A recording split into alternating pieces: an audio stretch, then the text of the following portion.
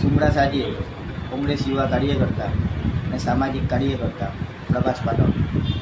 આ તમે જુઓ, ફરી એક વખત નગરપાલિકાનો ખુલ્લો પડતો ભ્રષ્ટાચાર તમને જોવા મળ્યો. આ ગટરનું પાણી છે. ગટરના પાણી એટલે કે આપણા ગામને અને સોમનાથ મંદિરને જોડતો એક મુખ્ય માર્ગ છે, ત્યાં ભેગું થયેલું ગટરનું પાણી. નગરપાલિકા અને નગરપાલિકાના સત્તાધીશો બહુ મોટી મોટી વાતો કરે છે કે અમે ભૂગર્ભ ગટર અમલમાં લઈ આવેલી છે, એની ગ્રાન્ટ પાસ થઈ ગયેલી છે અને જ્યાં જુઓ ત્યાં વિકાસ વિકાસ કરીએ છીએ. પણ આ વિકાસ નથી, આ ગામ લોકોનો વિનાશ છે અને ગંદકીનો ત્રાસ છે.